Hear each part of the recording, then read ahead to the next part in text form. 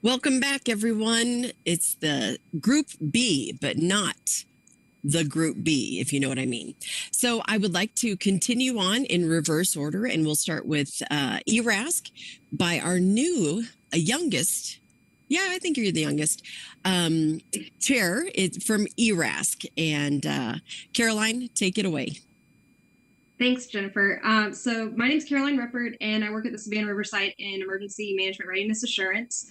And I'm excited to talk to you guys today about our year in review for what we were able to accomplish as a subcommittee this year.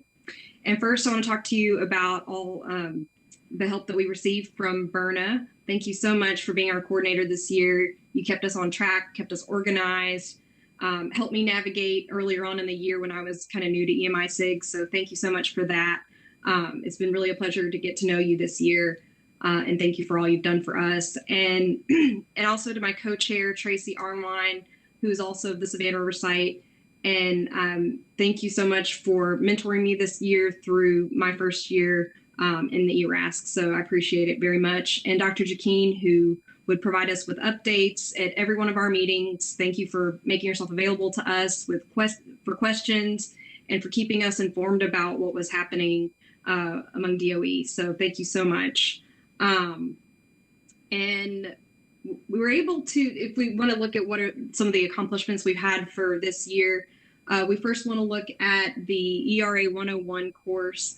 And that was the first DOE Learning Nucleus class that we attacked this year. And when we got that project for this year, we had a script in draft. We had some photographs that went along with the online Learning Nucleus. But we had taken what was really a great product to start with, but that just needed to be edited a little bit, add a few photos here and there, and then just kind of pull it all together. We thank everybody on the ERASC who supported that effort. That was our first project that was really good and allowed us to get our feet wet for the year for those of us who were kind of new to the group. So thank you for that. That was a good project to have. And we made sure it aligned with DOE Order 151.1 Delta. That was one really important element to it. We sent it out for beta testing. We had people review it. It's now available in the DOE Learning Nucleus for anyone who wants to share that. And I look at that course as a really good introductory to emergency management in general. So it's really great for new employees if you want to share that with your folks. Also, if you work with other groups, I know that we do a lot of work with corporate communications, and they're very involved in our ERO. And, that would be something good to share with maybe another organization that you work closely with that doesn't really, they have a basic working knowledge of emergency management, but it might translate really well as just sort of reinforcing some of the things we have to abide by as DOE sites. So that's something you can check out on the DOE Learning Nucleus in everybody's spare time, because I know we have a lot of that to work with. Then there's ERA 131 DE, Managing Corrective Actions. That we did the same process for that, where we were able to add some content, add some photos, send it out for beta testing. It's also available in the Learning Nucleus as well, and is another really good introductory course or just a refresher kind of training that you could share with your fellow employees. And another thing, there was a project that was started by Ida, who had to leave the ERASC for another position. She accepted a job elsewhere, so she had to leave the ERASC, but she had started doing a metrics survey, and we kind of picked up where she left off, and we sent that out to our ERASC membership to take the survey, and we presented the results just to our subcommittee, but we're planning in the next year to refine those, make sense of those results, compile the data, and send it out to EMISC membership at large. And also halfway through the year, around January, February timeframe, we received a project, and we're always willing and interested if you think of any projects you want to send our way for the new year too. But this is one of those times where halfway through the year, we got a new objective, and it's a terms and acronyms list that we are going through and modifying, updating, bringing it up to 2021. Because the last time it was updated, we were partying like it's 1999. And so that's been a fun project to just make sure that and I think the end goal in mind is to come up with a set of terms and acronyms that all the sites can share and have in common, so that you go to one site, it's the same as the other site, and there's more consistency. So I'm looking forward to continuing on with that project in our new fiscal year as well. And so that brings me to the objectives. What I was just talking about was the acronyms and glossary document that we're working on, as well as compiling those metrics results. And another thing that was not an objective for this year, but it's something that I added to the ERASC page, are some of the tools that I talked about in my presentation this year. And that's some templates, some documents we've developed at the Savannah River site that we found really useful in conducting our assessments. We really couldn't do it as easily without them. So if you get a chance, you can check them out and see if they will work for your site as well. And so another thing that we're working on in the new year is to develop a new banner for the ERASC. And during our breakout sessions last week, I presented an idea, and we have some other concepts in mind that ERASC subcommittee members came up with, and we passed them on to the graphic designer. So more to come ahead with that. So, and that's all I really have for my year in review. And thank you for letting me be a part of this really wonderful organization. Our pleasure, Caroline. And as you can see, the kudos keep running in. You've done an excellent job your first year, and I just look forward to actually finally meeting you in person. And thank you. Yes, hopefully. If I haven't said it, I would like to meet in person next year. So without further ado, I'd like to introduce our next chair. I call her the Pink Lady. She's a pal of mine, and it's Miss Brenda Graham from Pantex, who is the chair of the EPI subcommittee. Brenda, welcome. Thank you, Jen. Yes, I know you always call me the Pink Lady. That's just because that's just my color. So I am Brenda Graham. I've been at Pantex. Well, I'm really Brenda Graham Martin. I got married a year ago. And so I've been at Pantex about 30 years, and I am in emergency services, and we oversee emergency management, the fire department, and our nuclear response group. So that is a little bit of background. If we go to the slides, for our outgoing leadership, it does have me listed there, but our chair last year, or this past year, has been Ren Etter. She was at Y12, and she got the opportunity to retire. And so I just kind of filled in for that spot, and filled her spot for the rest of the year. So I'm happy that we have Vice Chair Brett Hansard out of Argonne, and Brett has come on to be our vice chair. And so I think you've got us for maybe the next year or two, unless you decide that you would love to have this position. We are enjoying it, and we have an amazing coordinator, and that is Carol Eifert. She is just the absolute sweetest besides Jen and Berna, and we just love Carol. And so our DOE advisor is Kimberly Alamati, and our steering advisor is Michelle Baker out of ORNL. And we thank Michelle for all of the advice and help that she gives us. So we can go to our accomplishments. For this, launched our social media simulator using our Kaizala application. And Brett was very instrumental in this. Though we at Pantex have a firewall, that we have a lot of trouble even filling out a survey monkey for EMESC. So some of us at Y12 and Pantex have not been able to get into that. We currently have in beta testing right now our EPI 340, which is our Joint Information Center Management course, and also our EPI 250, which is our news release writing. And both of those we hope to complete by the end of August. Just things have come up for those of us that are trying to get those reviewed. And so hopefully we'll be able to get those done pretty quickly. We also have to update and launch the social media course, which is now in our learning nucleus. And so we have, we were very instrumental with this next bullet. So we assisted with the development of the EA33's integration to social media for EPI. EA33 went around to some different sites and they did a social media study. They put out a report. And I know that here at Pantex and also in coordination with our sister site Y12, we did an evaluation of all of the, I want to say there were maybe 45 objectives there. And so we just kind of looked at our program as a whole as to how can, are we meeting this? Are we doing this? Is there a way to improve? And so that was a really good study that EA33 did out. And then lastly, for our accomplishments were, we did 8 spotlight presentations last year for each one of our subcommittee meetings.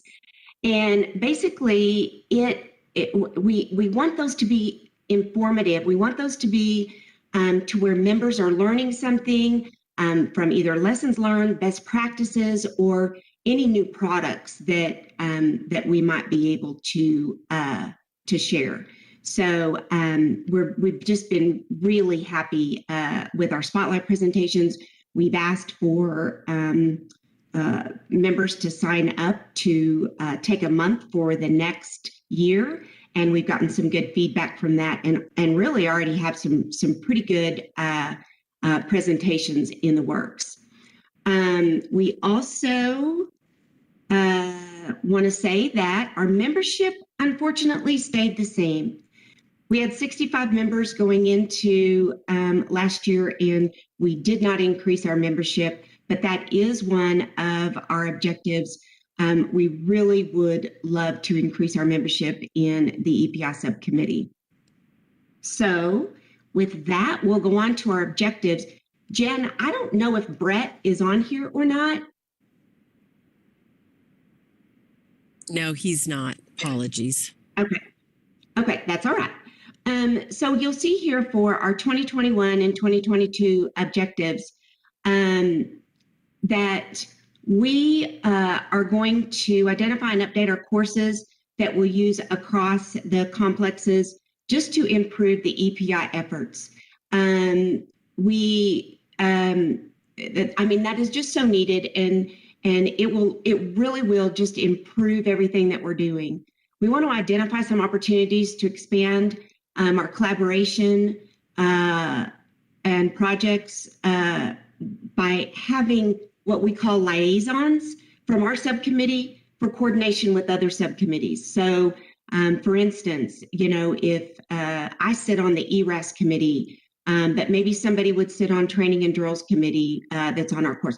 It just kind of helps us to learn what's happening in some of these other subcommittees. And it also will help us to maybe learn something from what they're doing and what we can incorporate into ours. And then we have where we are going to complete our crisis communication course, updating the 2012 course content with more contemporary references to social media and other new technologies. So we're going to have photos, graphics, video. So those are just some of the objectives that we're working on. And we also, of course, we always want to just benchmark with other sites. We hope that this COVID mess will go away and we're able to meet in person again. And I just think that one-on-one visiting with each other and kind of knowing what we're all doing, or going to evaluate an exercise or something that's at another site. We learned so much from I know our sister site and them to us from us evaluating the exercises out there. So I just think there's more to be learned from each site, and I'm glad that we're able to share those opportunities with each other. Support required. Instructional systems designer for our courses. That would be very helpful to get somebody that's got that knowledge and can help us there. And of course, as I already said, we want to collaborate with our other EMESC subcommittees just to kind of learn what they're doing and maybe see how we can better our own subcommittee. or even increase membership. As I said, we're trying to do that. And then there again is our increasing membership participation in our meetings and our task groups. So that kind of gives you a little bit about our EPI subcommittee. And I'm just thankful to be here, thankful to be the chair for next year, and hope we get to meet in person. And thank you to EMESC coordinators and Jen, you as chair. You guys are amazing to put this on virtually, and you've done a fantastic job, and thank you. Well, thank you. And apparently I should be asking for some of your brownies. I didn't realize that. Maybe when we get together, we should have a brownie bake-off or something, because mine are okay too. So Brenda's brownies will get you a lot, I'll tell you. It's kind of a bribe. Oh, is that Brenda's brownie bribes? All right, we'll be looking for those. I appreciate you, Brenda, and yes, I look forward to hugging your neck soon. Without further ado, I would like to go ahead and turn it over to Darren Cassey from Oak Ridge National Lab, and he is our new chair for the EMESC, Emergency Management Exercise Subcommittee. Mr. Darren, thank you for looking so dapper today. I turn it over to you. Jennifer, thank you so much for the opportunity to speak today. And thanks so much for everything you do for EMESC. You keep us out of trouble. I know you've certainly kept me out of trouble for the last several years. You've kept me out of jail. I don't know how, but my kudos to you. So without further ado, I'm not going to talk as long as I did last time. I had to be pulled off with one of those hooks. But so without further ado, first and foremost, I'd like to thank the Department of Energy and the EMI6 Steering Committee for allowing the opportunity for the EMESC to become revitalized again. We've accomplished a lot of things in this past year, and without your support, we certainly wouldn't be able to do what we do today. I also want kudos to go out to all the other subcommittees, because at the end of the day, the EMESC considers ourselves like the dartboard, and all of the other organizations and subcommittees are like those darts that push right towards us. You guys come up with fantastic ideas, and we like to think of ourselves in EMESC to test those theories and ideologies. So my challenge to all the other subcommittees is use us and abuse us. That's what we like to do. EMESC, in my humble opinion, is to be a supportive mechanism for all of your other subcommittees. So again, please reach out and abuse us as much as you can. Also, a quick special shout out to Kimberly Regato. What a fantastic job she has done with this subcommittee. If you haven't had an opportunity to look at the exercise repository introduction video, I encourage you, I challenge you to do so. She put that together on her own time, and what a remarkable job she's done. Another special shout out is to Patty Billy. She's one of our working group leads with the Exercise Builder Working Group. One of the things we'll talk about with her very quickly is with one of our objectives that we were able to accomplish with our exercise repository, her working group took that challenge on and met it head on and done a remarkable job on top of working with the new exercise builder, which we're looking at sometime in the near future to transition to a new platform, make that simpler, easier to use. We're even going to rename that the Exercise Manager because it's going to accomplish a lot more than just developing exercise. A lot to come with those two programs once we start to integrate these programs and be able to work with the other subcommittees as well. Without further ado, I'd like to talk about Rafael Bango just for momentarily. He's our outgoing vice chair. Remarkable job he's done. I'm in the military, and a lot of times I get called off at short notice, and Rafael has always jumped up and helped us out and stepped in when I wasn't going to be there. So, Rafael, you're my hero. And a special thanks to Keith McGuire, who is now our new vice chair. I look for great things coming from Keith. What I'm hearing is a common theme that Savannah's kind of taken over the world. So good job. You guys obviously are showing some good things because everybody's looking to seemingly to Savannah for great leadership. So kudos. So the accomplishments for 2021. A brand new subcommittee. We wanted to come up with some relatively aggressive objectives. We wanted to come out of the gate, so to speak, as a mature subcommittee. And I think we have accomplished those things. Three major accomplishments, in my humble opinion. Number one was to develop an exercise repository. That exercise repository allows us to collaborate with all the different sites, all the different ideologies and philosophies on how to develop and put an exercise together. That includes the entire package, from the planning, checklist phase, the development thereof, sections 1, section 2, up to and including the after action report at the end of the day. I challenge you to look at that repository. It's in its infancy. It's going to continue to build, and we have objectives to continue that. So I challenge you to take a look at that. What our intentions is for all the subcommittees to be able to pull information from that, to look at the various types of scenarios, anything to do with exercises. That repository is going to hold that. Number two, we've successfully established 5 new working groups dedicated very specifically to getting to the weeds and look very strongly at the different types of exercises that we do. Our subject matter expert guides, and to help develop training in different types of exercise. So our 5 include, I'm not going to list them all because for lack of time, full participation exercise, full skill exercise, virtual exercises, anything to do with an exercise. Our working groups are looking and working very hard to create that collaborative effort to create a relatively uniform ideology and philosophy for exercises. I noticed earlier Brenda spoke about liaisons. EMESC established liaisons back about 12 months ago. And we certainly want to work with you, Brenda, and all the other subcommittees to talk about that. So we want to improve, like I said, everybody's subcommittee and everybody's product at the end of the day. So I'm looking forward to those conversations.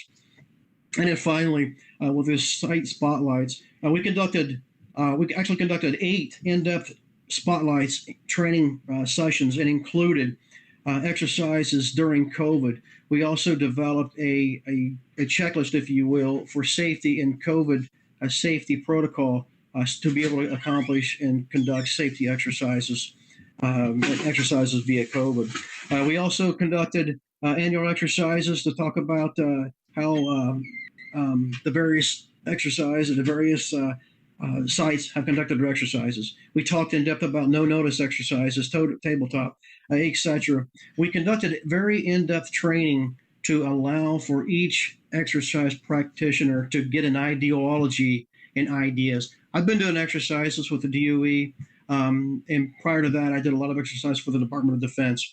I've been doing exercises for a very long time, since the 80s. I'm telling my age, Jen. I can see you looking at me. I'm telling my age. But I've been doing exercises since the 1980s, starting with the Department of Defense. I'm still learning, and I learn from every one of you folks, and that's the reason we're doing these spotlights, to get some ideas and learn new information. Taking us into FY 21-22 objectives. We have 4 objectives we're looking at. Number 1 is to complete phase 2 of the exercise repository.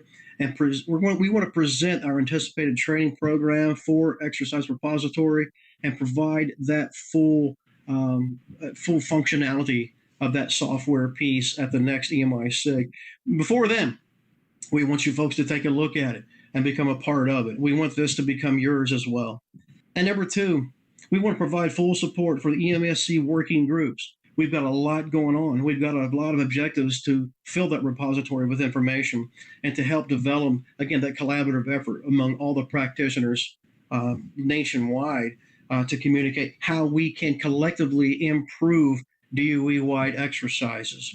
Number 3, we're going to start to conduct an in-depth review of 151 Delta as pertaining to exercises, and we're going to provide updates to our DOE advisor on a quarterly basis so we can take a very hard look at those things. It's been out for a little while now. A great opportunity to take a look and see what some suggestions and recommendations we may be able to make to constantly improve that software or that policy as we consistently evolve in emergency management. And finally, we want to market the EMESC with the other EMESC members. So we want to share and educate the increased participation for the EMESC. And that, again, is going to be done through a couple of different mechanisms. Number 1, through our liaisons. Number 2, I think the exercise repository will start to educate some things, some other subcommittees on what the EMESC stands for.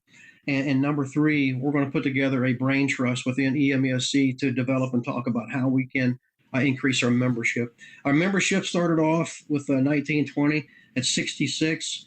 We've grown. I think 66 is a good number for a brand new subcommittee. I'm very, very proud of that. We started out at 66. We currently have 68 recorded.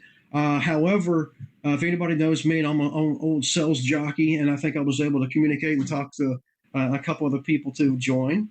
And not only did I was able to do that, but I grabbed them. I talked them into joining us as well, and we put them to work on one of our working groups. So that's what we want to do. What kind of support do we need? We need a couple of things. We're a brand new subcommittee, but we don't want to act like one. Number one, we need continued support for Exercise Builder as we transition to Exercise Manager, a wonderful piece of software we hope to be able to use for not just exercises, but to be able to share a ton of information for assessments, for exercises. And we want more than just exercise practitioners to be able to use that. We want to be able to take and touch our stockholders and stakeholders on how we can improve our product. And secondly is continued support for our exercise repository.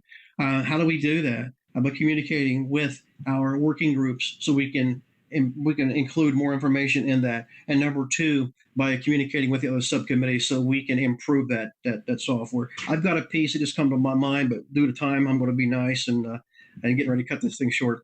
But finally, and very important to me, again, subcommittee, steering committee folks, thank you so much for allowing us to start this show. However, one of the things that we really need is we need a consistent subcommittee support advisor. We've had a couple through the year. We're kind of in limbo right now, and if I can borrow some extra money from my boss, maybe I'll take you guys to dinner or something to help encourage, get us. I promise whoever that steering committee person is, I'll buy you lunch. Fair enough. Whatever it takes. You don't have brownies, but lunch will do. Okay. We appreciate you, Darren. I thank you for getting this off the ground and running, obviously. And for Kimberly, one of our newest members as well, for just taking it and running with it and having some mic drop moments too. So good job, Kimberly. We always love our millennials. And I was a child of the 80s, so yes, I understand that as well. In the interest of time, let's go ahead and move on to our next subcommittee chair, Mr. Walter Schock from the DOE Meteorological Subcommittee. Go ahead, Walt, take it away. Good afternoon or morning, depending on where you are in this country of ours. Appreciate it. Thanks, Jen. Also want to send some thanks and shout outs to, for the leadership and support from NA41 and Dave Freshwater and our advisor, Leonard Willits, and our subcommittee advisor, Daniel Gleaves. And big thanks to my vice chair, Carl Mazzola, who keeps me on track. In addition to, being the outgoing chair and the incoming chair too, my other job is that I'm the director of the weather program at the Nevada National Security Site. Been doing that thing there about 22 years or so. So I've been there a few minutes. And then, however, huge thanks goes out to Berna, Jen, Scott, and the entire PEC team, without whom this conference and our work and success wouldn't be possible. So, and also a final thanks to the DMSC membership, without whom we literally would not exist, and we would not have been able to accomplish the things and do what we do and do what we provide to our local sites. So, with that, going to our the fourth square, as I said, leadership is staying the same from this past year into next year. Carl's going to continue to be my vice chair. And, our DOE advisor and steering committee advisor stay the same. And hooray, we get to keep Berna, keeping us on track and, keeping me squared away. But this was quite a big year, quite a substantial year for the DMSC. Based on, the revision of 151.1D, there were pieces put into that talk about meteorology programs for the DOE sites. As such, NA41 kind of tasked the group to develop how do you put together a meteorology program at a site or a facility. So, we took it and we ran with it. And I know it's kind of weird with the way we put together the document that basically talks about, what kind of size program based on what your needs are, what you need to provide to different groups within your laboratory, site, facility, whatever, element, DOE element you want to, you have. And it right sizes it, it right scales it. And it's also used to, you can go back and look at it and use this document to, after a few years, and say, hey, are we still on track? In addition to that, we, want to help all of our people out there. So we put together again, kind of hard to see, a little, little fold out brochure that basically talks about, what a meteorology program brings to your site or facility, what capabilities, what benefits there are to having that, and, use that to talk with others in your organization or in the laboratories or facilities, and also help to brief senior management.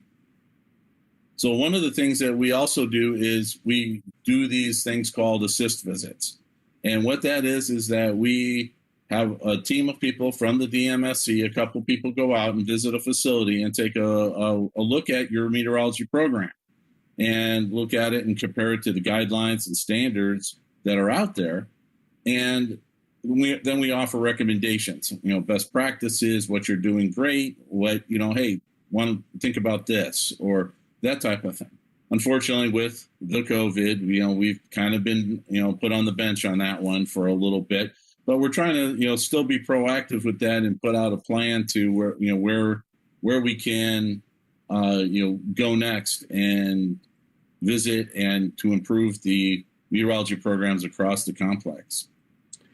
In addition, we also developed a DOE field office, in situ and remote instrument matrix. Okay, what does this mean? Basically, we gathered information from all of the sites that are participating and talking about, okay, what kind of temperature sensors, what kind of data loggers, what kind of wind sensors, do you have any special, upper air monitoring equipment like, sonic ranging and detection, SODAR units, LIDARs, and things like that. What do you have at your facility? Because, as all the sites look to update and upgrade things, we use that information and talk with each other about, best practices, what works, what doesn't work, and things like that. And it's good to know what everybody has. It's like, hey, I've got that too. Did you see this? And that comes up all the time in our meetings.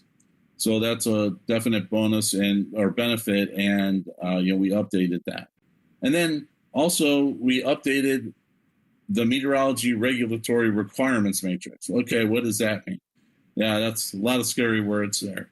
But along with doing what we do and supporting environmental organizations within the facilities and things like that, there are orders and guidelines and requirements, national requirements to do for environmental compliance and things like that. And all of those have some tie back into meteorology to support what they're doing. So basically, this helps our meteorologists at the site that when somebody comes in to them and says, well, what are you doing? Why are you doing it? And we go, here, break out the list. This is why we're doing what we're doing. So this just is another tool for us to help our colleagues across the complex in supporting their programs. So, and I'll hop down to the number of people. We may be small, but we carry a big stick. You can't do emergency response without the weather. So, that's a big thing. But, we've been pretty stable over the last several years. And, that's a good sign because, our people are active or they participate. Something that's not on the list, I didn't include, I forgot, I apologize, but we developed a new working group, the numerical weather prediction working group. This is our first working group we've ever had in the DMSC in my tenure, which is, a couple minutes too. But, what we're looking to do is discuss and develop topics to improve and support numerical weather prediction activities across the complex. And this, helps for severe weather situations, hurricanes, black ice, all those kind of things. So those activities do help.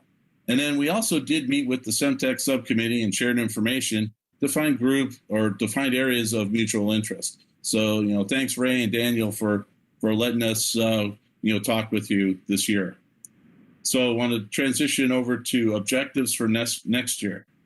So we want to take the product that we made, the MPG, the Meteorological Program Guide, and integrate that into our assist visits and the self-assessment processes that we have out on our website. Because we figured, this is kind of a new, clean look and a little more streamlined. And I think this could be of great benefit to the sites and the meteorology programs across the complex. We also would like to conduct an assist visit, get the release and go out to the field and start interacting with, people, not just video screens. So that's exciting. It's always good to, get out in the field and see, what the different groups and organizations are doing and what kind of instrumentation they have and what processes they're following. And then, we want to expand upon the numerical weather prediction working group by identifying and developing products and recommendations that we can put together that will benefit the complex. And I threw another additional one in there. We want to look to expand and develop more collaboration with other groups. The STARS group looks to be, that's a pretty obvious one. We've had close ties with them for a long time, shared membership and things like that as well. And we'd like to look to others as well to see how we can integrate together. Support required. Just the continued great support we get from Berna and Jen and the rest of the group. And help, they were huge and instrumental getting our two big products out in terms of, publishing and getting it to the steering committee and adding the reviewing it for, our English and things like that. So that was great, as well as the brochure. That was huge pieces of help from the PEC team. And then continued support from the steering committee. And then just kind of want to throw out there another big thank you to Berna and Jen and the PEC team to accommodate my travel schedule with our breakout session. And my kids are very happy they got to go to Disney World. So I appreciate that, It's all about you, Walt. What can we say? Yeah, I'm sorry. But I did get to see giraffes out my window. So very cool. That was very cool. I'm glad you were able to enjoy your vacation. And yeah, you guys, why wouldn't you add more objectives? Because you accomplished more than you put on your objectives last year. So good on you and keep killing it, as Mr. Gleaves so lovingly said. So without further ado, we only have about 6 minutes left for our next and last subcommittee coordinator from the Continuity of Operations Subcommittee, Janice Leach. And I'm sure she's fine with just having a few minutes because she's not feeling too good. So apologies, sorry that you're not feeling good, but I want to thank you again for always rising to the occasion and doing what leaders do and lead well. Thanks, Janice. Over to you. Thank you, Ms. Jen. So as the outgoing chair for the COOPSC subcommittee, I'd like to thank our DOE advisor, Dr. McGuire, as well as our field office and steering advisors. I must acknowledge the support from Brian Beach, the Beach and Leach team. He's going to be your incoming chair and will continue the success of the COOPSC. And last but never least, I would be extremely remiss if I neglected to thank our lovely coordinators, Ms. Jen and Ms. Berna, for not only your grace, but also for keeping us organized. So, much like the other subcommittees, the COOPSC has had a very fast-paced year, which highlighted the importance of continuity across the complex. So for our 2020-2021 accomplishments, we hosted a 2-day virtual COOPSC spring meeting, our first spring meeting that was virtual.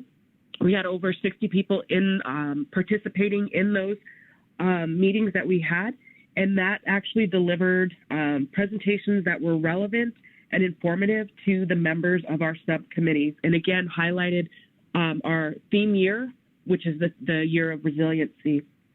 In addition, we reviewed the DOE Continuity of Operations Awareness course that was recently uploaded to Learning Nucleus.